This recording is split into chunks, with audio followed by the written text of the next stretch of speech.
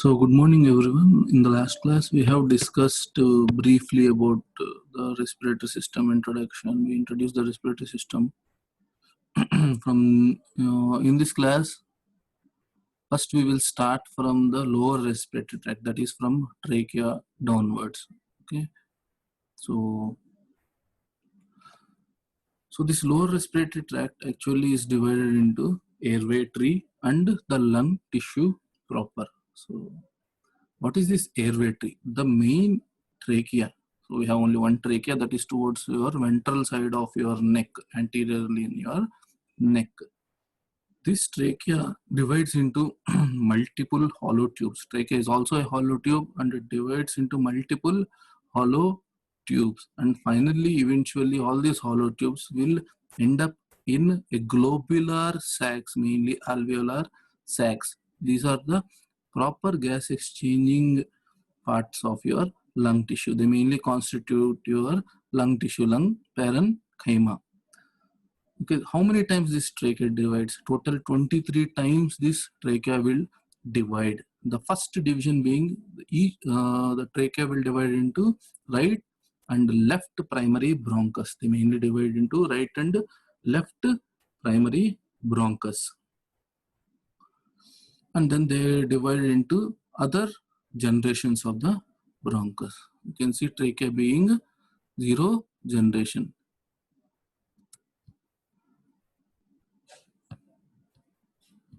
Trachea being zero generation. It divides into right and left bronchus. Right and left bronchus. Right bronchus goes to right lung and left bronchus go to left lung. And this division continues. The bronchi divide up to 10 generations. Okay, you can see the number of divisions here. First division, trachea giving rise to 2 primary bronchi, and then each primary bronchi divided into another 2, so that will become 4 hollow tubes. This is the number of tubes they are becoming. So zero generation trachea, single tube, the next 2 primary bronchi, and so on. So by the time that is 10th generation, there has been already 8 or so above divisions, 8 or so above hollow tubes, and they become 10th generation. Later on, this will change. So this is number of, this is the generation number, and this is the number of tubes they are becoming. Each tube is becoming. So finally, you can see at the 23rd division, there is nothing but your alveolar sac. How many are there? Almost, okay. There are almost 300 million alveoli in your lungs. 300 million alveoli in your lungs. Okay, coming to this tracheobronchial tree, airway tree. So zero trachea divided into primary bronchus, that is first generation. Then primary bronchus again divided into the second generation bronchi, like that, so on till 10th generation we are having only bronchi. From 11th generation onwards we call it as bronchiole. Okay, from 11th generation onwards the tubes we call it as bronchiole. What is the difference? You can see there are cartilaginous rings and cartilage in the trachea and bronchi up to 10th generation. Up to 10th generation. But whereas from 11th generation onwards, there is no cartilage. That is the most important difference. So as we go from above downwards, what is happening is the tubes are becoming narrowed. Okay, there is narrowing of the tubes, and from 11th generation onwards, there is no cartilage. And there is one more important significant difference is because they have no cartilage, they have excessive smooth muscle in their walls. Trachea and bronchi also have smooth muscle, but very little compared to the bronchioles. So the quantity of smooth muscle increases, and let's in the cross-sectional area, the percentage will become highest in your terminal bronchiole. That is 16th generation. That is 16th generation. From 0 to 16th generation, that is your terminal bronchiole. The function of the airway is mainly to conduct the air. To conduct the air entering your larynx. The 16th generation function is mainly to conduct the air. And there is also another important function, we call it as conditioning of the air. What is this conditioning? We will see in the next slide. Next slides. So now, all these hollow tubes are kept patent, they kept open. So we call it as patency of the bronchi. So there are various factors that influence this patency. Normal conditions, air will flow directly in these things without much hindrance. Because they are hollow tubes, they will offer some resistance. Obviously, there will be resistance when air goes through the tubular structure. If air is flowing outside, there is no resistance. But if air has to go through the tubular or enclosed cavities, it will face resistance. Same like your blood flowing through your blood vessels, it faces the resistance.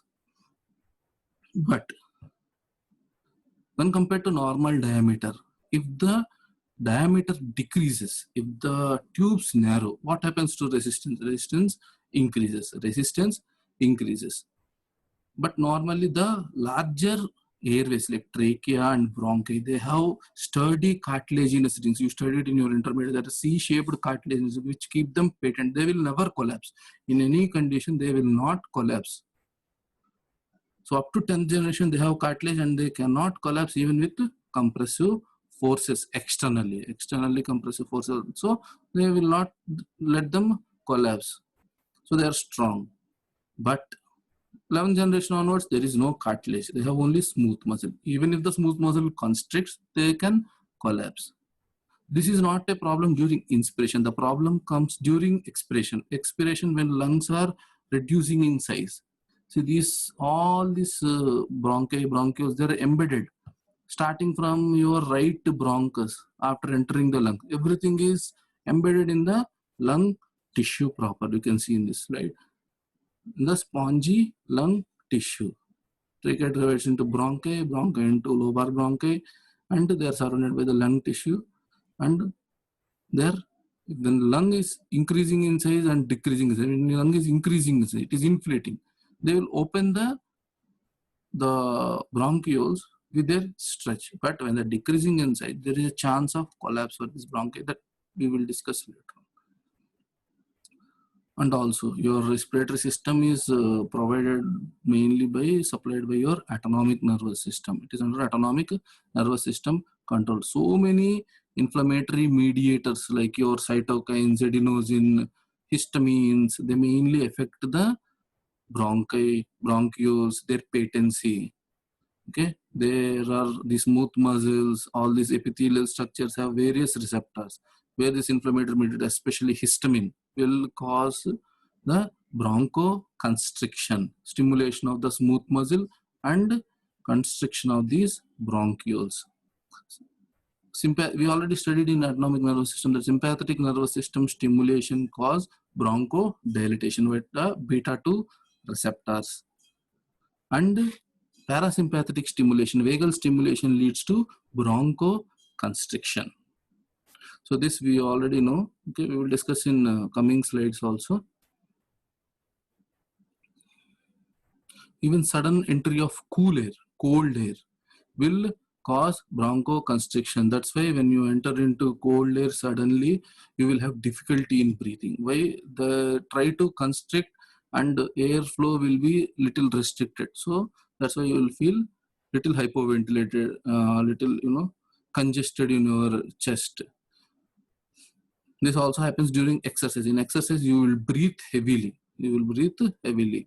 So there is little defective conditioning of air during exercise. So this leads to again entry of cold air during exercise that we'll discuss in further slide. So what happens when you go from above downwards in the tracheobronchial tree? From trachea till your respiratory bronchial, terminal bronchial. What is happening actually? You can see the diameter of the tubes reducing. The diameter of the tubes reducing. You can see the diameter of the tubes reducing. So this is a segmental bronchus. Okay. So there are 10 bronchopulmonary segments in your lung. 10 bronchopulmonary segments in your lung. So after this lobar bronchi division, they will become segmental bronchus. So right lung has 10 segmental bronchi supplying 10 lobes of 10 divisions of lung that we will see. Okay. Remember the number 10 in segmental bronchus, right side 10, left side 10. Then you can see the decrease in the cartilage content when you are going from above to below, decreasing in the diameter. So up to 10th generation, we call these tubes as bronchus. They have cartilage. From 11th generation onwards, we call them as bronchioles. They don't have cartilage. The last part in the conducting zone, that is 16th generation, we call it as terminal bronchiole. This has highest content of the smooth muscle. So then this will become 17th generation respiratory bronchiole. You can see to the respiratory bronchiole, there are various alveolar ducts and alveolar sacs attaching to the respiratory bronchiole. So the generation number of respiratory bronchiole is 17. Then 18 to 20 are alveolar. Okay, 17 to 17, 18, 19 respiratory bronchiole.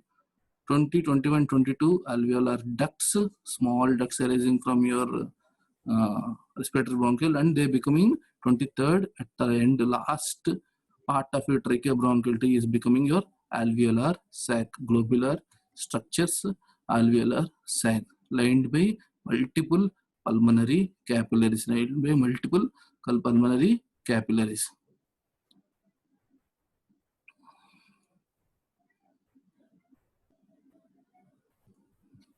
So histologically we can see here, as you go from trachea to alveolus, what is happening? In trachea to bronchus, 10th generation bronchus, there is cartilage, whereas in bronchiolus from 11th to 16th generation, that is terminal bronchiole and 17th generation respiratory bronchiole, there is no cartilage and there is increased smooth muscle content. You can see the epithelium here, it is ciliated columnar epithelium with elongated cells, and the epithelium is becoming cuboidal, and finally it is becoming squamous. And also you can see the number of cilia. They have high amount of cilia, and also as you go downwards, the number of cilia decreases. You can see the amount of mucus secreted. See, wherever you get ciliated columnar epithelium with goblet cells, the main function is to secrete mucus. And also there are important cells known as Clara cells here that we will discuss later on. Then amount of mucus also decreases as you go downwards from trachea towards your respiratory bronchiole.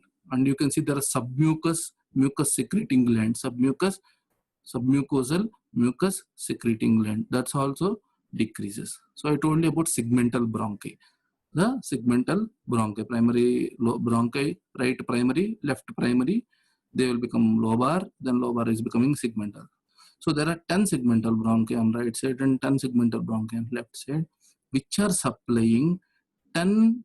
So the you also know that right lung has 3 lobes, left lung has 2 lobes. Irrespective of these lobes,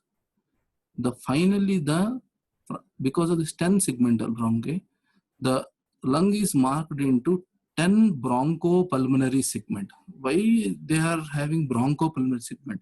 Each segmental bronchi with all its further branches and the final alveolar sacs, they constitute a bronchopulmonary segment. They act as a functional unit. They act as a single functional unit. This is very, very important. Especially in surgical perspective, they act as an anatomical single functional unit. Any defect, you have to remove the entire bronchopulmonary segment. Along with it, segmental bronchi. That you will study in detail in your anatomy.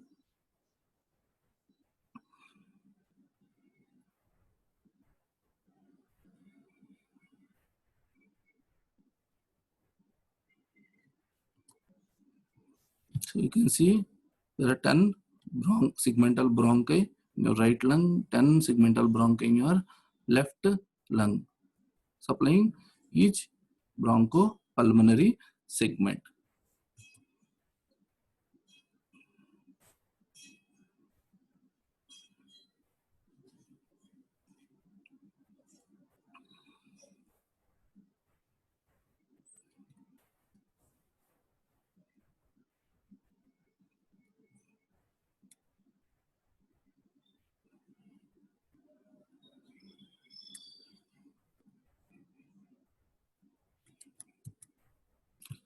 So we will go again backwards for the bronchial blood supply, everything. First we will finish off the important thing, the respiratory unit. Respiratory unit. If you remember the 17th generation respiratory bronchiole and the alveolar ducts arising from it and the alveoli. The alveoli, these globular structures arising from the alveolar ducts, they form a respiratory unit. What is the importance of this respiratory unit? They are the main organs of exchange of gases, main organs of exchange of gases.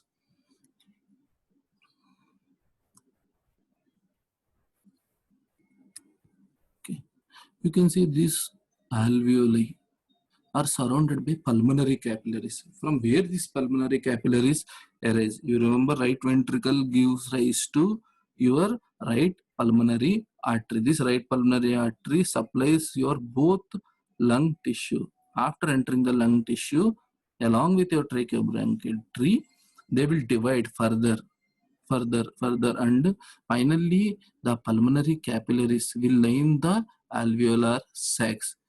Let's say 100% of the alveolar sac surface area, 80% of the surface area of the alveolar sacs is covered by the immediately by the pulmonary capillary endothelium. This is more or less, you know, like the Bowman's capsule and your glomerulus membrane, how they share the membrane there. Similarly, the alveolar sac epithelium is immediately lined by the pulmonary capillary epithelium. Finally, these capillaries will become pulmonary veins leaving your lungs. Pulmonary veins leaving lungs. So again here you have like your filtration barrier, filtration membrane. Here you have respiratory or pulmonary membrane. So inside of the alveolus towards inside of the pulmonary capillary. What are the various layers? First, the layer of fluid lining this alveoli, which contains mainly the surfactant. There is alveolar epithelium, and this alveolar epithelium secretes a layer of fluid. This is known as alveolar fluid. Alveoli mainly contains what? Air. They mainly contains air. So there is a air liquid surface. When there is any air liquid surface, you know there is surface tension. There is surface tension. What is the function of surface tension? Surface tension acts in this direction towards inside of the alveolus. Air water interference always has surface tension. It always tries to collapse the alveolus, which is prevented by an important substance known as surfactant. It is more or less like your detergent, which reduces the surface tension at your air water interface. We will discuss this in detail in next coming chapters. See, alveolar epithelium. Okay, I have to go back again. Be patient with me. You can see here alveolar epithelium. So it mainly is a squamous epithelium containing two types of cells. One is type 1 type 1 epithelial cells and type 2 epithelial cells. When coming to the number, they are equal in ratio, that is 1:1. There are 50% type 1 epithelial cells, 50% type 2 epithelial cells. But when coming to the surface area, type 1 epithelial cells covers 95% of your entire alveolar epithelium. Both lungs, the entire alveolar epithelium, if you spread, they say it is some 100 meters square, like size of a tennis court, like that. 100 meters square, something like that. It is that big epithelium. So in that 95% of the surface area is covered by type 2 epithelials. Only 5% is covered by type 2, type 1, 95%, type 2, 5%.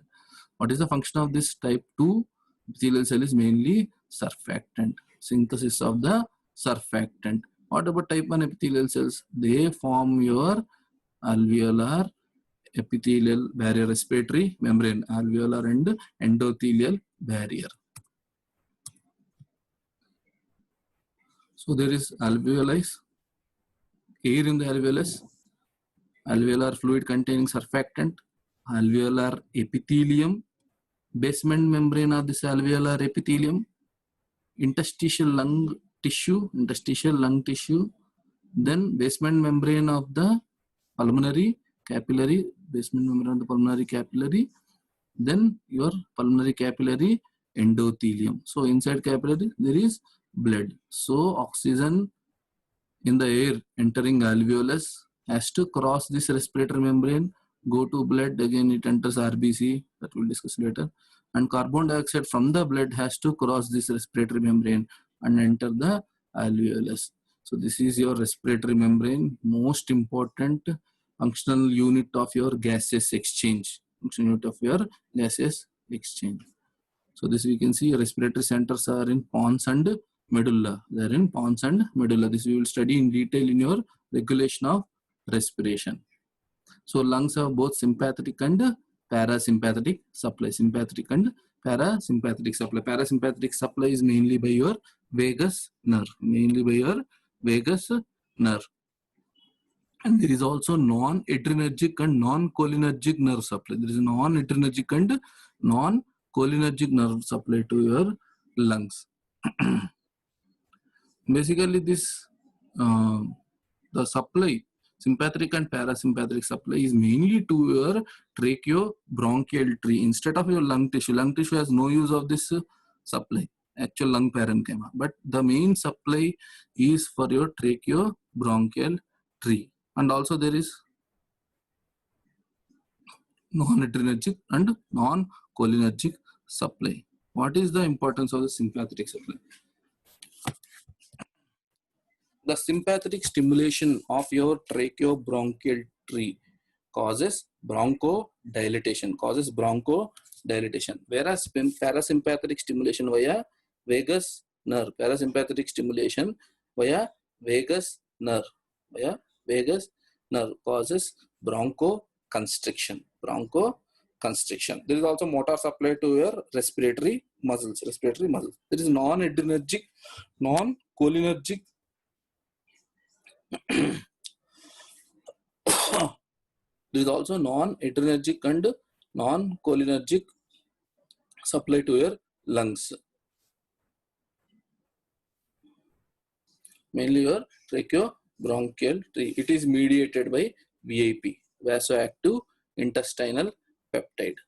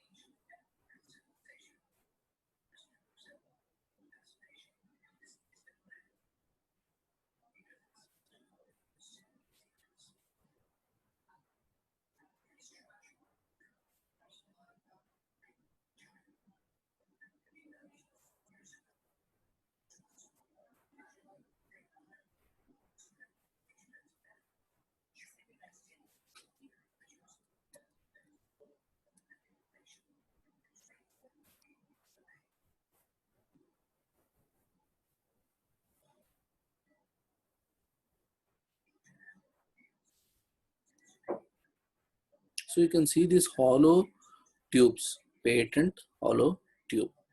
What happens when your sympathetic system is stimulated is these patent hollow tube, especially the bronchioles, where they are under control of your smooth muscle, which have extensive autonomic supply. Okay. You can see the diameter.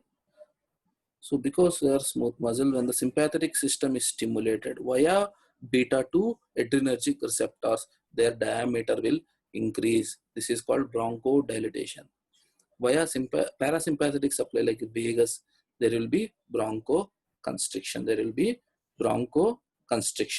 There is also noradrenergic and norcholinergic system via VIP. Its function is also mainly bronchodilation like your sympathetic supply. And sympathetic nervous system via alpha 2 receptors will increase the thickness of the respiratory mucus.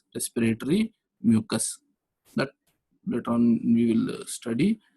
And mainly the receptors on these epithelial cells, on these muscle cells, they are reactive to many inflammatory mediators. Most important one being your histamine. They have extensive histamine receptors. So the degranulation of the mast cells releasing histamine will cause the bronchoconstriction. Bronchoconstriction. If you remember, always discussed in autonomic nervous system. When your sympathetic system is activated, that means when you are in fight and flight mode, what you are supposed to have, you are supposed to have excessive oxygenation, excessive air supply to your body.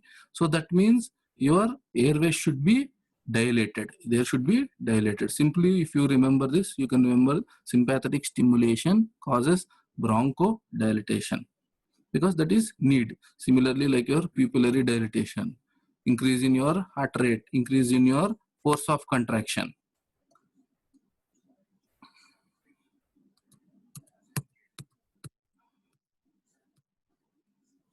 So there are various gas laws, okay, because we also deal with the physics. You know what are these gas laws? Just go through the PPT when I share this PPT also. So ideal gas law, what you should know is, when you increase temperature, one of the thing is constant, pressure is constant, you will increase the volume of the gas. Same goes vice versa with pressure and vice versa with the temperature. So this is very, very important. If our atmospheric air is a mixture of gases, right? It is a mixture of gases. It is not simple oxygen which we are taking. It is a mixture of gases. So depending on the composition of the gas, the individual gas molecule exert partial pressure. So if you add all the partial pressure of the gas, you will get the total pressure exerted by your gas. The total atmospheric pressure at sea level is 760 mm. At this 760 mm, you have the percentage of gases, and this correlate with the percentages of your partial pressure exerted by this gas.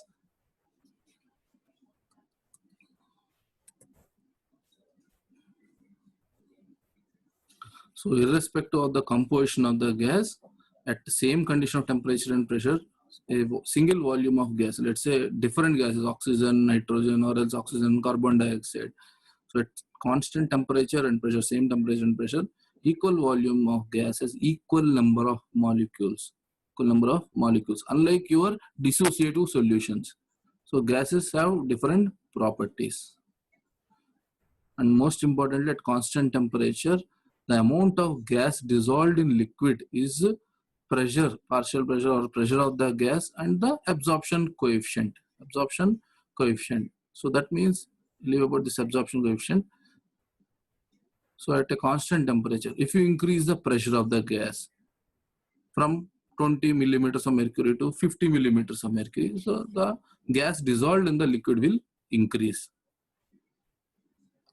Similarly, if the absorption coefficient, not all gases have same absorption coefficient. Some gases have very high absorption coefficient. So even this increases, the concentration of the gas in liquid increases. You know, as the molecular weight increases, the rate of diffusion decreases. Simple, weight increases, the rate of diffusion decreases. So this is very, very important. We have discussed this so many times. Still you are having doubt. Fick's law of diffusion. This stands same for your concentration gradients, and for gases it is pressure gradient. The rate of diffusion is directly.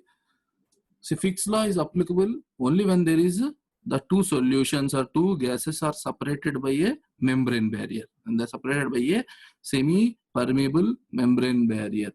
So the diffusion of gas is directly proportional to the area, directly proportional to the pressure difference. So we know diffusion occurs between higher concentration to lower concentration.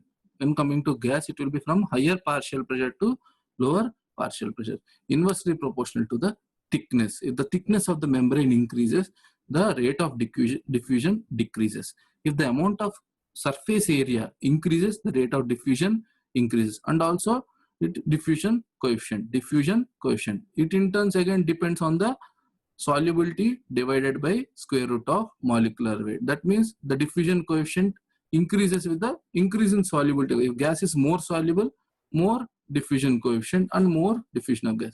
If the gas is heavier, molecular weight increases, diffusion coefficient of the gas decreases, and rate of diffusion also decreases. So lighter gas diffuses easily. Highly soluble gas diffuses easily. More the pressure difference, gas diffuses easily. More the surface area, more amount of gas diffuses. More is the thickness of the membrane through which the diffusion occurs, then the rate of diffusion decreases. Okay. Now at least you should understand the Fick's law. Coming to the upper respiratory tract, very, very important. Now this is more or less like a pre-discussion. So what is happening here for respiratory tract? We start from the nose. Nose becomes nasal cavity. Nasal cavity becomes nasopharynx. Then mouth, oral cavity, oropharynx. Then there is your glottis and larynx. Glottis, opening of the larynx, glottis covered by cartilaginous substance, epiglottis. What is the function of the epiglottis? It covers the glottis when food is going in your oral cavity, oropharynx and your laryngopharynx into your esophagus. Mainly closure of the glottis when you are swallowing. What larynx contains? Larynx is also known as voice box. It mainly contains vocal cords. Then it will become trachea. This we already discussed now, the lower respiratory tract. So what we saw, the diffusion of gases, the movement of air in the tracheobronchial tree and the diffusion of gases into the alveoli, the exchange of gases. These are the various respiratory functions of the lung. What is respiratory function of lung? Gaseous exchange. The gaseous exchange is your respiratory function of lung. So from the nose till trachea, tracheobronchial tree, and up to your terminal bronchiole. This is a conducting zone. There is no exchange of gases here. So we call it as conducting zone. From 17th generation onwards, the respiratory bronchioles, your alveolar ducts, alveolar sacs, there is exchange of gases. So we call it as respiratory zone. So what is the main function of this upper respiratory tract up to your terminal bronchiole is conditioning of the air entering lungs. Simple sentence is conditioning of air entering lungs. What are the various other functions? Go through these functions. We'll discuss in detail.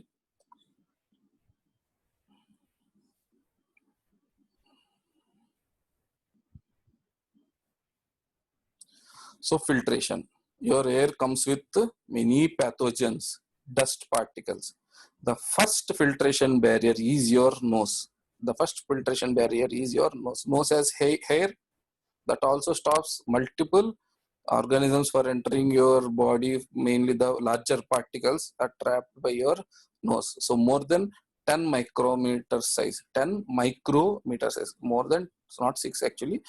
Let's say more than 10 micrometer size. All particles are trapped by your nose and nasopharynx, nasal cavity.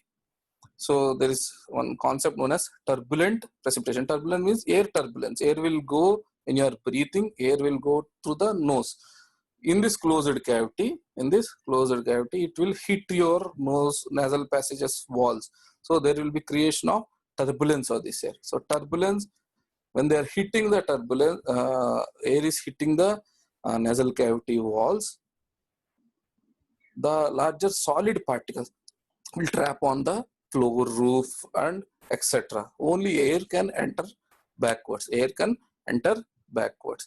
So when this enters your trachea and your bronchioles, particles of size from 2 to 10 microns,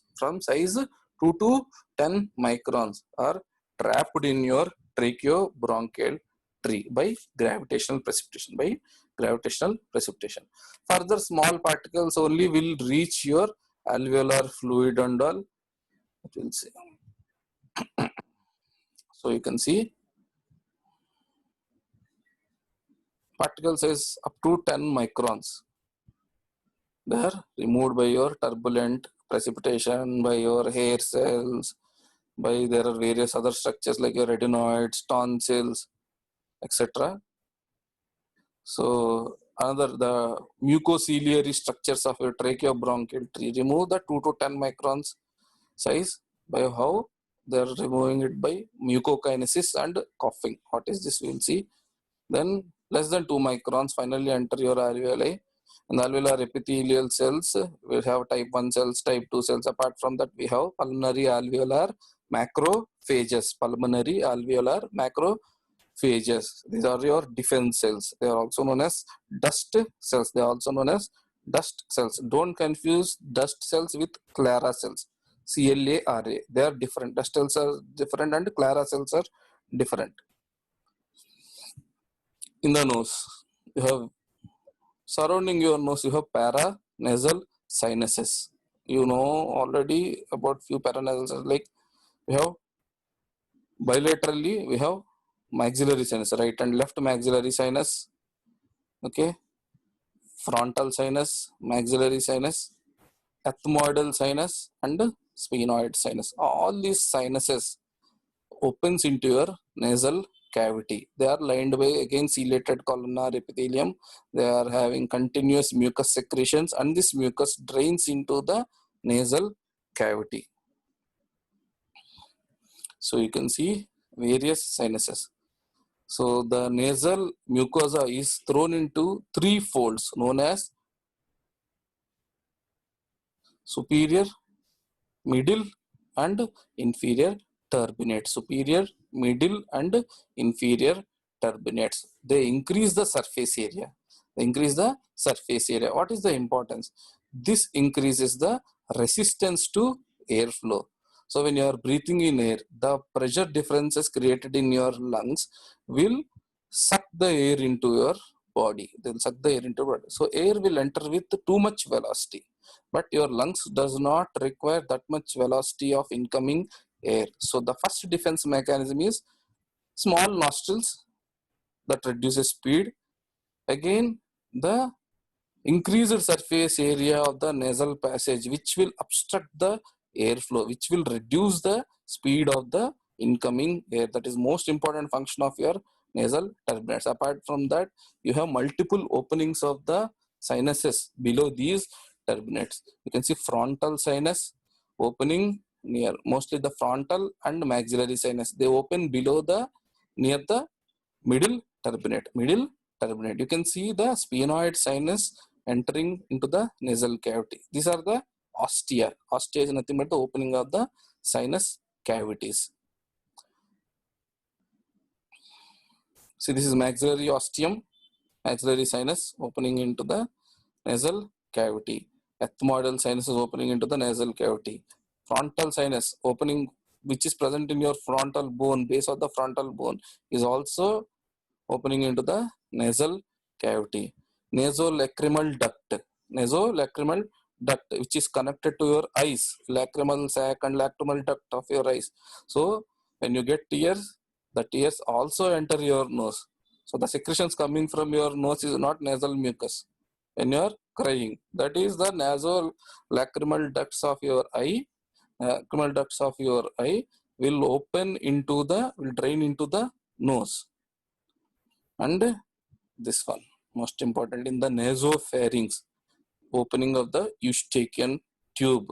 Eustachian tube connects your nasopharynx to your middle ear. It connects your nasopharynx to your middle ear. So all the sinuses are connected to nasal passage. Your nasolacrimal duct from your eye is connected to your nasal passage, nasal cavity, and your Eustachian tube from your middle ear is connected to your nasopharynx. What is the importance? This all forms a form of lymphatic drainage. This all forms a pathway of lymphatic drainage. They all secrete mucus. What is the function of mucus? To trap the dust particles. What is another important function of Eustachian tube? Because your middle ear is a closed space. Middle ear is a closed space. In ear anatomy, you would have read by now. And middle ear should be opened.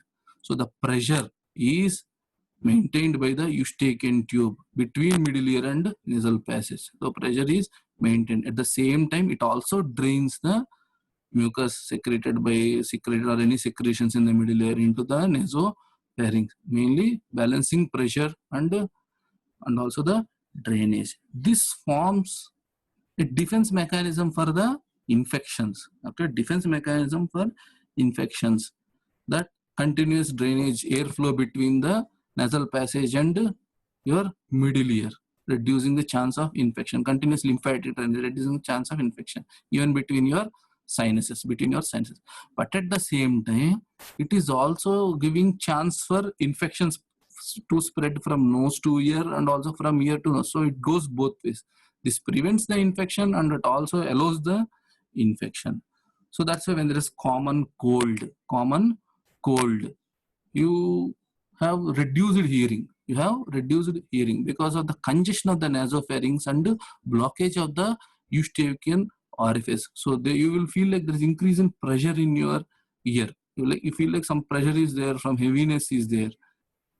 So that is because of the congestion of the nasal mucosa, in cold. All these viruses, inflammatory mediators, what they cause is the inflammation. The edematous, it causes the inflammation, so the mucosa will become edematous. And they give you a kind of blockage sensation, So,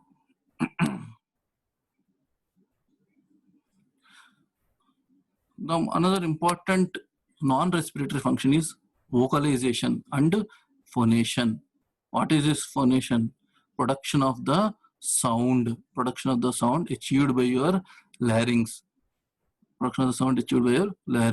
Air coming off of your larynx is very, very important to produce sound. If there is no airflow, there is no production of sound. If you don't breathe or exhale, there is no phonation.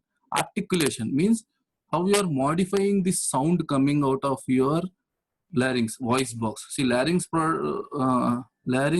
function is mainly to produce sound. Apart from that, it will not do anything. It will produce sound, but the sound is converted to words by your structures of your mouth. Phonation is the important function of your vocal cords in your larynx. They vibrate when air is coming out of your larynx. They vibrate and they produce sound. Mouth, nose, and paranasal sinuses. They cause the resonance. The sound is resonated in the nasal sinuses, in the nasal cavity, in the pharynx, in the chest wall. Main function is resonance. So air coming out of your trachea, coming out via larynx, voice box. This will vibrate the vocal cords. Vocal cords extend in your larynx bilaterally. You can see, okay, from the oral view. Endoscopically, if you see by keeping an endoscope, you can see the epiglottis covering the glottis. Glottis is nothing but the opening of the larynx covered by epiglottis. When you are swallowing food, this epiglottis covers the glottis. You can see bilaterally two vocal cords extending from anterior to posterior wall. Now they are supplied by two muscles, abductors and adductors. Abductors pull the vocal cords open mainly during your inspiration. They pull the vocal cords open mainly during your inspiration. Adductors will close the vocal cords during swallowing mainly. During swallowing, vocal cords will also be closed by their adductor muscles. Abductors open the vocal cords. If the abductors are paralyzed, or is there any defect in those abductors, the vocal cord will not open completely. At that time, there will be an inspiratory stridor. This vocal cord will come in the airflow way, causing a production of unwanted sound. It is known as inspiratory stridor. Google inspiratory stridor and listen to the voice. if adductors are not functioning during swallowing, or else when there is vomiting, they will not close the vocal cords. So what will happen? There is chance of regurgitation of food material from your esophagus into your larynx and voice box into the lung. So this should not happen. This is nothing but your aspiration pneumonia. This causes aspiration pneumonia. So you can see again, nasal cavity becoming nasopharynx, oral cavity becoming oropharynx, epiglottis, glottis, larynx, voice box. Then this continues as laryngopharynx. What is the function of laryngopharynx? Is it prevents the entry of food into trachea. It prevents the entry of air into esophagus. Air will go mostly into the larynx. Main function is this laryngopharynx also prevents the entry of food into trachea. It allows the entry of food into esophagus. So the immune function, mainly your mucus secreted traps the larger organic molecules. You have pulmonary alveolar macrophages, dust cells that will phagocytose the various organisms, because your respiratory tract is exposed to your outside environment. All these viruses, bacteria have to be removed. Now, the most important function of your respiratory epithelium is mucokinesis. Starting from your nasal cavity, your sinuses, your tracheobronchial tree, especially your tracheobronchial tree, they have ciliated columnar epithelium. You can see the ciliated columnar epithelium. These triangular cells are known as Clara cells. They are stem cells, and also there are Clara cells. What is the function of the ciliated columnar epithelium in your tracheobronchial tree? They secrete mucus. What is the function of this mucus? They trap the particulates. Especially particulate size from 10 to 2 microns. 10 to 2 microns they trap. They are also equipped with the cilia. What is the direction of beating of the cilia? From below downwards. That means from the last terminal bronchiole towards your bronchus, towards your trachea, and into the nasal cavity. Either this mucus can go back into the esophagus. The mucus can go back into the esophagus, or else sometimes, you will take it out of your mouth. You can take it out of your nose. So if it goes into esophagus, that will be digested by the acid. So these are very, very important. There are Clara cells. What is the function of Clara cells? Is see, the mucus secreted in the tracheobronchial tree is of 2 layers: gel layer, sol layer. So let's say this is of 6 microns thickness layer. 6 mm thickness layer. Let's say the first 1 mm will be your thick gel layer secreted by your goblet cells, your mucosa cells, and below that is sol layer, that is aqueous layer secreted by your Clara cells. The Clara cell function is to secrete the sol layer. Why sol layer is important? For the movement of the proper cilia.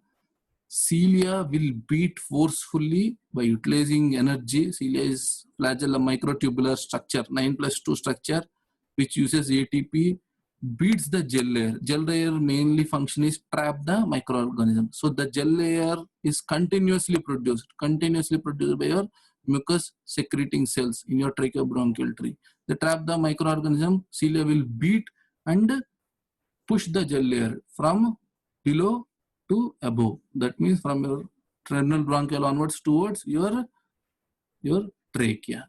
And this cilia has to sweep back to its normal position. It cannot sweep back in this thick gel layer. What happens if it sweeps back? Again, it will push it downwards. So what it will do is, it will push the thick gel layer towards tracheal side, and it will recover back to normal position in your sol layer, which is secreted by your Clara cells. This is the importance of Clara cell. It's an important entrance question, PG entrance question. So remember the function of Clara cell: secrete the sol layer. Sol layer helps in recovery of the cilia to its normal position. There are various metabolic functions of the lungs. most important function is, see, all capillary endothelial cells secrete angiotensin convertase enzyme, but predominantly the pulmonary capillary endothelial cells. Pulmonary capillary endothelial cells. What is the function of this angiotensin converting enzyme? Convert angiotensin 1 to angiotensin 2. Remaining things you go through your books. And also lungs acts as so many surface acting agents which will remove micro gas bubbles in your blood. That is also one very, very important function. It remove micro air bubbles, because to prevent the air embolism. That is important function of your pulmonary capillary vasculature. Also acid-base balance. So the respiratory compensation, the increased CO2 levels, change in pH levels influence your mainly respiratory center, increasing and decreasing the rate of ventilation, hyper and hypoventilation, thereby emitting or retaining carbon dioxide, helping in acid-base balance. So we discussed about the function of this upper and lower respiratory tract up to the function of, let's say, conducting zone. The function of conducting zone is conditioning of the air, processing of the air. Two things: warming of the air and humidification. Warming of the air and humidification. So finally, the most important physiological importance of this conducting zone is the air reaching lungs, especially the air reaching alveolar sac, should be at body temperature, and it should have water vapor at 47 millimeters of mercury. It should be humidified. That means addition of water in the form of vapor. Why? This avoids the desiccation of alveoli. So if dry air goes to alveoli, the water from the air in the alveolar fluid will enter the alveolar sac. It will become water vapor and it will enter the alveoli. So that should not happen. So already air which is entering the alveoli should be humidified, should contain adequate water vapor pressure, so that there is no further movement of water from the alveolar fluid, because alveolar fluid is very, very important in exchange of gases. So that's what happens when you breathe in air through your mouth in some condition, when you have having nose blockage and all. This humidification will be little impaired. So dry air, there are chances of dry air reaching your alveoli. Warming of air. Why warming of air is important? See, one more important property of gas is, if temperature of a solution where gas is dissolved increases, the gas will come out of that solution, right? Temperature increases, the amount of gas dissolved in a liquid decreases. So if you are inhaling cold air, and let's say air at temperature of 25 degrees, 30 degrees, and this air is entering the blood in the pulmonary capillaries. Pulmonary capillary blood left the lungs, pulmonary veins, heart, and it went into systemic circulation. Again, systemic circulation, the blood temperature will be at 37 degrees centigrade. It will be at 37 degrees centigrade. So this dissolved cold air, when the temperature of the blood again reaches your body temperature, will try to escape the blood, causing again air embolism. That's why beforehand only, before the air reaches alveoli, the air should become 37 degrees centigrade. That means it should be at your body temperature. The air entering from the alveoli into your blood should be entering at the temperature of 37, not less. So warming of air is impaired when there is any tracheobronchial pathology, and also when you are inhaling excessive cool air, and adequate is not possible. Adequate warming of air is not possible, and excessive exercise, severe exercise, because of excessive ventilation, there is not adequate time for the conditioning of air. But warming of air, so just remember, the air reaching alveolar sac should be at body temperature, and it should have 47 mm mercury water vapor pressure. Another important function, olfaction. Or also, if you simply spray odorants, it will not affect. Air should carry the odorants. You have olfactory nerves passing through the cribriform plate. going to olfactory bulb, olfactory tract. The only sense that not released in thalamus directly goes to your cerebral cortex.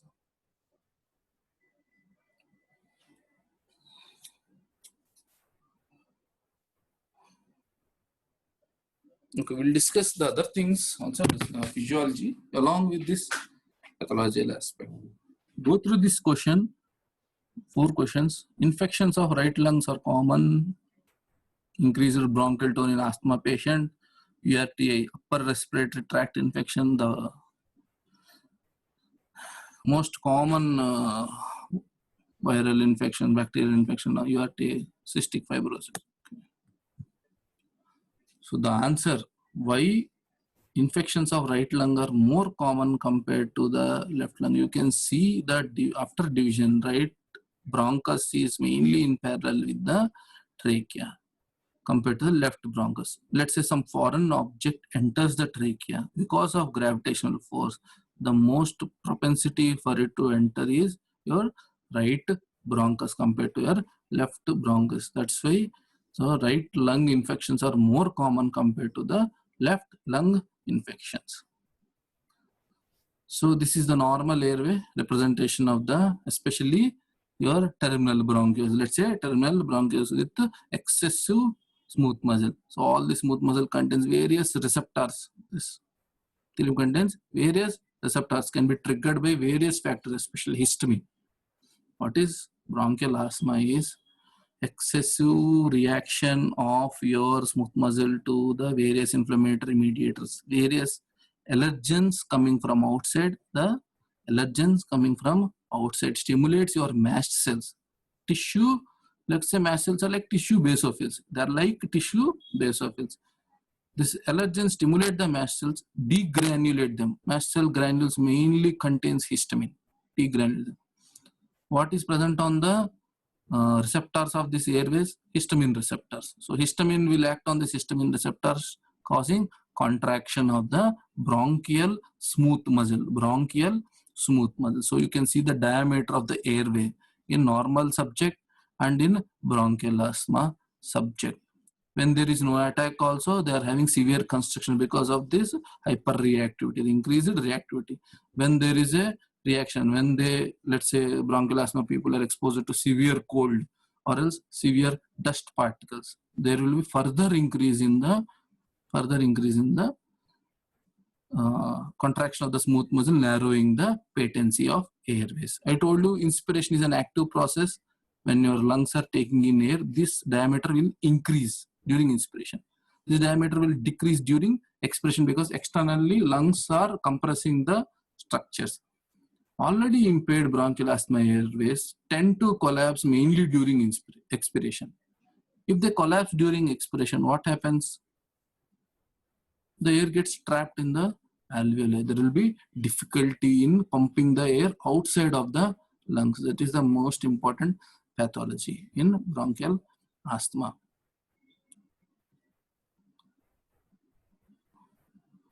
So what should be the treatment here? You want to increase the diameter. You want to cause the bronchodilation. That means you want to stimulate a sympathetic system, or else you want to give a substance that act like your sympathetic system. So what are the receptors responsible for bronchodilation? Beta-2 adrenergic receptors. So you give drugs which will stimulate this beta-2 adrenergic receptors so that they will relax. So the important drug is salbutamol. So what they do is bronchodilation. So now coming to the paranasal sinuses. You know, they have maxillary sinus, frontal sinus. This is your X-ray PNS, X-ray paranasal sinus. What is the functions of this paranasal sinuses? One is they secrete mucus. They, secrete mucus into the nasal passage. They are important for resonance of the sound.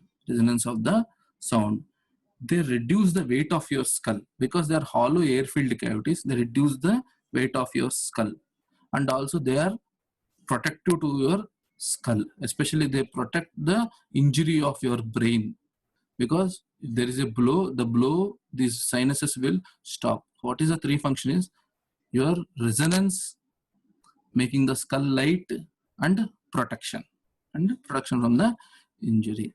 But because they are lined by secretory epithelium and via ostia, they open into the nasal cavities.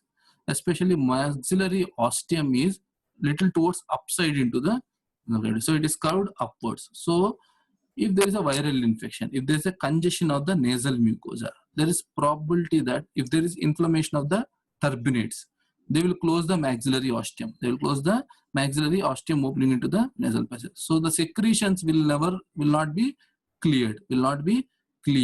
Time to time the secretion should enter the nasal passage. So finally, when the ostium of the maxillary sinus in the nasal passage is closed, the secretions in the maxillary sinus accumulate, leading to acute sinusitis. You can see the difference between the right maxillary sinus and left maxillary sinus. Right and left maxillary. This is free. This is containing air. Only the lining epithelium and little fluid is there here, which continuously drains. But because of, let's say, viral nasopharyngitis, there is a blockage of the maxillary ostium or hypertrophy of middle turbinate blocking the maxillary ostium, accumulation of fluid. So the difference you can see in this X-ray. You can see this is the CT scan. Entire right maxillary sinus is occupied. Even other sinuses also are occupied by the fluid. This is acute sinusitis. So upper respiratory tract infections, starting from acute nasopharyngitis. So viruses entering your nose mainly affect, not only viruses, there are various bacteria causing this nasopharyngitis. That means nasal cavity inflammation, pharynx inflammation, tonsil inflammation. Okay, you can see this redness. This is most common viral nasopharyngitis. Okay, most common pharyngitis, acute pharyngitis caused by viral infection. You can see the inflammation, increased engorgement of the blood vessel. You can see this is bacterial, streptococcal pharyngitis and acute tonsillitis, inflamed tonsils. You can see the tonsils are severely inflamed and they are having this pus-filled growth.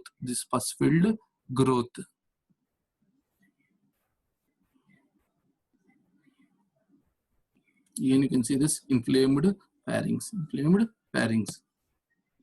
So cystic fibrosis, okay, this is nothing but a disorder where the chloride channel. So this is also important in your GAT. Okay, cystic fibrosis mainly affecting the lung and thereby, and also it affects your duct, pancreatic duct. Later on you will see what happens. Just go through the cystic fibrosis when I share the PowerPoint. There will be dryness, increased thickness of the mucosa, sticky secretions because of decreased chloride conductance. This in detail you read in your GAT. Because always remember there should be chloride secretion into, if you want the secretions to be watery. There are some chloride pump, let's say in your pancreatic ducts or in your mucus secreting nasal mucosa. This chloride will come. Chloride is followed by sodium. Sodium is followed by water. If that specific CFTR chloride channel, cystic fibrosis transmembrane conductance regulator, CFTR is a chloride channel on the apical membrane of various secretory cells. If it is mutated, depending on the not at all functioning, no chloride channel at all, to defective chloride channels, what happens is this decrease in chloride conduction, thereby decrease in sodium into the secretions. This decreases the watery content of the secretion, making them thick. When the secretions become thick and sticky and there is no water and there is no proper mucus production, the bacteria, pathogens will get deposited in your lower airway, leading to mainly infections, increase in infection. If your lungs, your alveoli are infected, that results in your pneumonia, that results in your pneumonia. Similarly, it is also dangerous in your pancreas. If the secretions will become thick, it is very dangerous in your pancreas.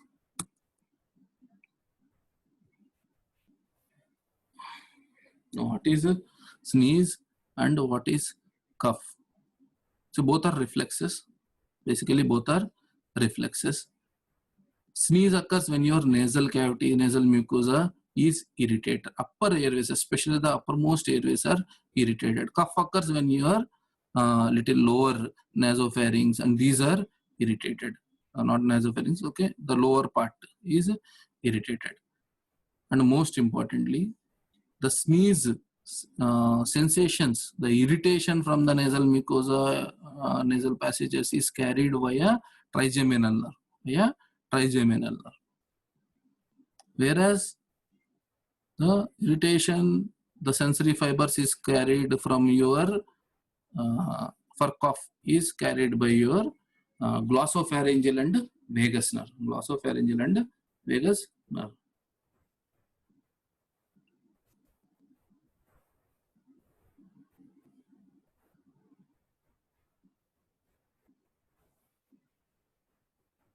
When the tracheobronchial tree, mainly tracheobronchial tree or trachea bronchus onwards, is irritated, you will cough. Cough is a reflex to remove the irritants, Cough is a reflex to remove the irritants from your tracheobronchial tree outwards. Mainly you cough via your oral cavity. From the tracheobronchial tree, you will remove the irritants via cough. You remove irritants from your nasal passage, nasal cavity via sneeze. So in sneeze, what is happening is the pressure is generated against closed nasopharynx. The pressure is generated against the closed nasopharynx. Whereas in cough, the pressure is generated against the closed glottis. The pressure is generated against the closed glottis. So what you are supposed to know is, if there is a closed glottis, the irritants enter the mucosa of tracheobronchial tree, irritated that, signals went via glossopharyngeal and vagus, signals came back from your respiratory centers, and glottis is closed, there is high pressure generated, and forcefully expiration occurred against the closed glottis. Forceful expiration against closed glottis will remove all the bacteria, pathogens, or dust particles, those irritants, from your tracheobronchial tree outwards. Whereas in sneeze, the irritants trapped in the upper tracts against the closed nasopharynx. When you sneeze, they are removed from the nasopharynx. Sneeze is always a reflex. This is very, very important. Sneeze is always, you cannot voluntarily sneeze. But cough is a reflex. At the same time, you can voluntarily cough.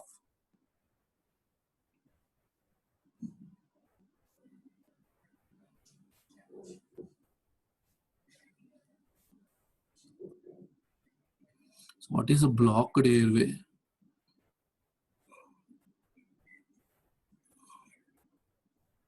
Is there, even there is any foreign particle obstructing your airway, you have to remove that foreign particle. Most important thing is, there is Heimlich maneuver where you will try to push the obstructed particle by compressing your chest. Same like cough reflex, the forcefully you will make the person expire against the closed glottis, so that with the force, small foreign particles will be removed. But if it is not possible and airway is blocked for any reason, whether it is foreign particle or any other pathological reason, if it is blocked, immediately you should be able to open the airway. So immediately you should be able to create a endotracheal tube. Tracheostomy you will do. You cut the neck, cut the trachea, slit the trachea, and you insert a endotracheal tube inside. So in surgeries, always you will have this chin lift position, the chin lift position. Why we will keep the chin lift position? If you see, this is tongue. Tongue is a big muscle posteriorly. If your body is flat, after giving anesthesia, the tongue will fall back. The tongue will fall back and block the airways, especially when you are posting for surgeries and you give anesthesia. So for that, what you will do is you lift the head, chin. You will lift the chin so that tongue will be lifted away from the this laryngopharynx, naso-oropharynx junction, so that there will be patency of the airway. So what is this? This is nothing but the procedure of endotracheal intubation. Mainly you will do during your surgeries when you are giving general anesthesia, because patient is unconscious to take breathing, and also when you want to connect any conditions where you want to connect ventilators. This is laryngoscope. By using laryngoscope, you will lift the tongue and you will lodge it near your vallecula. You will lodge it there. And this actually you can see the opening of the glottis. This laryngoscope will allow you to see the opening of the glottis, because you don't want your endotracheal tube to go into esophagus. You want it to go into the larynx. You can also see the chin lift position. Chin lift position. See the chin lift position. So by using laryngoscope, which contains a bogey, you will lift the tongue. You will insert the endotracheal tube. Endotracheal tube. Inside, it should enter the trachea. You should always check whether it entered the trachea or it entered the esophagus. It entered esophagus. Simple. Keep a step on the stomach, pump air. If you hear air in the stomach, that means entry of air in the stomach. That means you inserted it wrong. So it should go into trachea. So this is person connected on the ventilator. Person connected on the ventilator. Somehow he is not able to breathe in air. He is not able to breathe in air on his own. So you want to create a positive pressure from outside. So you insert a endotracheal tube. To that you will connect a ventilator. You connect a ventilator. There is also another tube mentioned, nasogastric tube. You can see some small tube entering the nose. See, the thing is, your trachea is anterior. Trachea is anterior. Esophagus is posterior. Just see this diagram. Again, we will go back to the previous slide.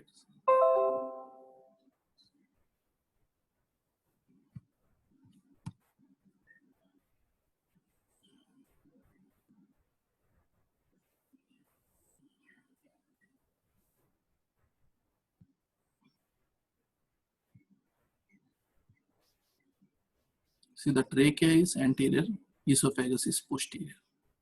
Nose is above, oral cavity below. Air enters from the nose, nasal cavity, nasopharynx. It has to come anteriorly. From above, anterior. Let's say you lift your chin, looking at the sky. Air entering the nose. Okay, actually it is posterior. If you look at the sky, your nose and nasal passage is posterior. This air from posterior side has to enter anteriorly into the trachea. When you are eating food, you look at air, it is entering anteriorly and it has to go backwards. So this function is mainly maintained because the most important structures involved in entry of air to here are glottis, epiglottis and laryngopharynx. Mainly this laryngopharynx. During swallowing, this epiglottis should be closed. Vocal cord should be approximated, closing the glottis. This is the function of adductor muscles of your vocal cords. During entry of air, this epiglottis should be open and there should not be any regurgitation from the esophagus, regurgitation of your acid from the esophagus, or else food particles should not enter here.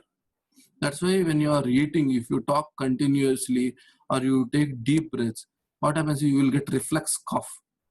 Why? Because some food particles will try to enter the epiglottis, glottis area. So that's why you should not talk when you eat, because you will gasp for the air when you talk. So similarly, you insert the endotracheal tube via oral cavity with help of laryngoscope into the trachea. you insert nasogastric tube via nose into the nasal cavity into the esophagus. This is easy. Why? They are in same line. Endotracheal tube, we cannot keep endotracheal tube inside because there are so many turbinates and it is very thick tube. We cannot insert via nose. You can ask why we can't insert. We cannot insert via nose because of the turbinates. There are adenoids here. Adenoids, they are mainly important tonsillar organs in children. Pharyngeal tonsils, they will get inflamed in the upper respiratory tract infections in children. For adults, mainly it will be tonsils. In between ages, it will be both tonsils and adenoiditis. So adults getting adenoiditis will be rare. So Ryle's tube, nasogastric tube, is a small thin tube you can insert from the nose into the food. This via this tube you will provide food, okay, feeding food materials to the patient. Via endotracheal tube you will provide air.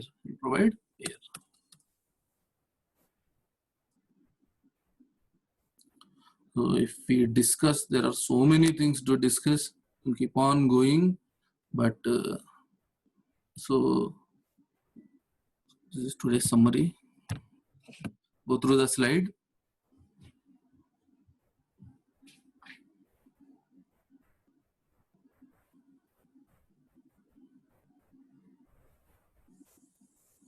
So most important immunological function is there are many defense cells in the alveolar epithelium. I told you about pulmonary alveolar macrophages, dust cells. Apart from this, there are very many neutrophils, etc. They secrete, immunoglobulins, or defense cells like plasma, B cells, plasma cells. They secrete immunoglobulins. The important immunoglobulin is IgA, IgS immunoglobulin in your pulmonary epithelium. Apart from that, I told you there is an extensive fibrinolytic system along with angiotensin convertations, and there is extensive fibrinolytic system in your lungs, which will remove various clots and also remove air bubbles in your blood. Pulmonary alveolar macrophages also secrete alpha-1 antitrypsin, which prevents emphysema. Just remember this point again at the end. After finishing respiratory system, we will discuss. Alpha-1 antitrypsin secreted by PAMs, pulmonary alveolar macrophages, try to prevent emphysema.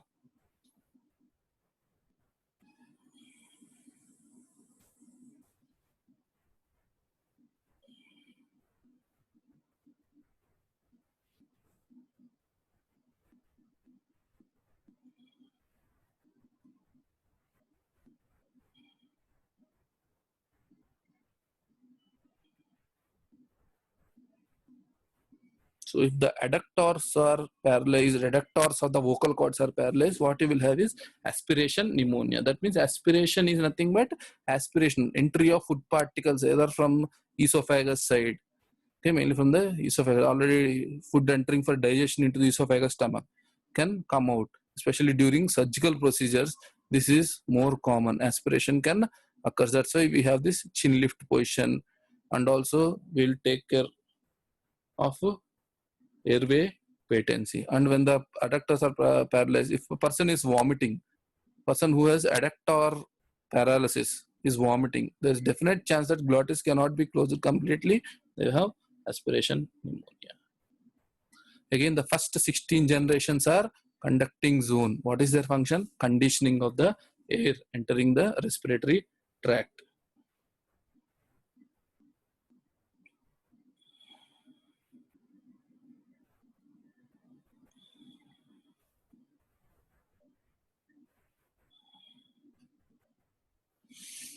And if you see the alveoli, they are surrounded by pulmonary capillaries, branches of your pulmonary aorta. But whereas tracheobronchial tree is mainly separated by bronchial artery. Bronchial artery is a branch of systemic aorta. The entire lung receives blood from your right ventricle. But tracheobronchial tree receives blood from bronchial artery, which is a branch of your systemic aorta. And again, this bronchial arteries, after becoming bronchial capillaries, supplying bronchi with oxygenated blood, they will become bronchial veins. And this bronchial veins again mix with your pulmonary veins. They enter into your pulmonary veins. Pulmonary veins, you studied from childhood that pulmonary veins carry oxygenated blood from lungs. So this bronchial veins carrying deoxygenated blood will enter pulmonary veins. So this leads to an important thing known as physiological shunting. Physiological shunting that we will see in further classes. So the 100% oxygenated blood, which is supposed to be in pulmonary veins, is actually 98% saturated. 98% saturated. This 2% saturation is lost because of the mixture of the venous, bronchial venous blood mixing with the pulmonary veins. Otherwise, the blood coming out of pulmonary veins from lung should be 100% saturated, but actually it is 98% saturated with oxygen. That is one important. And if you remember, when you are breathing in air, the amount of air which you will take for single breath is known as tidal volume. We discussed during the practical. Tidal volume, that is around 500 ml. But in this 500 ml, only 350 ml is present from your respiratory bronchiole downwards. From your respiratory bronchiole downwards. From terminal bronchiole and above upwards, up to nose, among this 500 ml of that tidal volume, the 150 ml upwards in your conducting zone, trachea, bronchi, up to terminal bronchiole, which do not participate in gas exchange. This forms anatomical dead space. Anatomical dead space. So out of 500 ml, only 350 ml is used by your lungs, the air present from your respiratory bronchiole, 17th generation downwards. And you know, lungs are surrounded by pleural membrane. See, your chest wall muscles, you remove them, there is a rib cage with respiratory muscles attached, external intercostals, internal intercostals. Below rib cage, there is large dome-shaped muscle diaphragm. If you remove again rib cage, there are lungs with tracheobronchial tree. So between rib cage and lungs, there are two pleural membranes, parietal pleura and visceral pleura. These are coelomic epithelium. Almost all structures in your body are surrounded by your coelomic epithelium.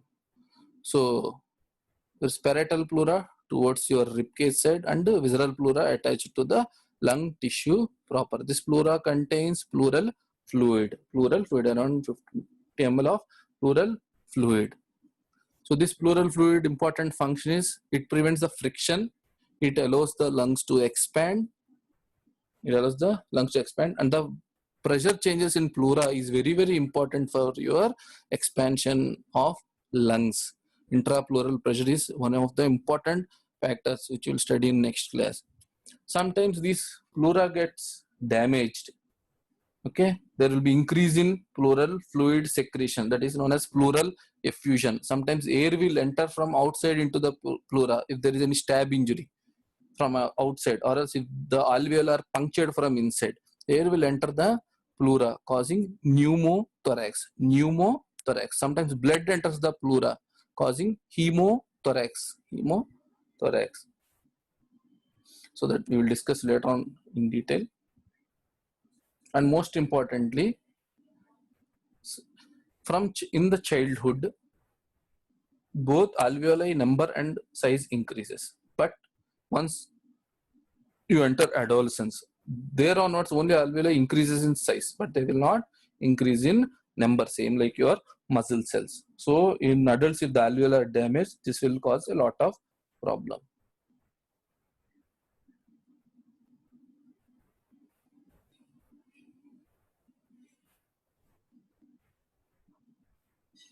The respiratory functions of lungs are mainly the exchange of gas, and also they regulate the blood pH.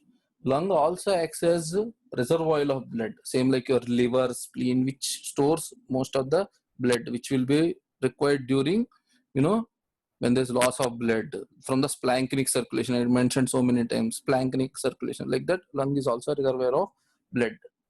It removes emboli. It converts angiotensin 1, very, very important function. It is a defense mechanism with pulmonary alveolar mechanism. PAMs against so many viruses, even the cigarette smoke, the carcinogenic particles in your cigarette smoke, all these are removed by your dust cells. Olfaction, speech, phonation. Okay, we covered most of the things. Next class, we will start with the mechanics of respiration. Okay, most important thing when you're watching these videos, you can take break 10 minutes. You watch the video, try to assimilate the information, and I'm trying to provide as much information as possible. Okay, if you have any doubts, we will discuss during the Zoom meetings. Okay.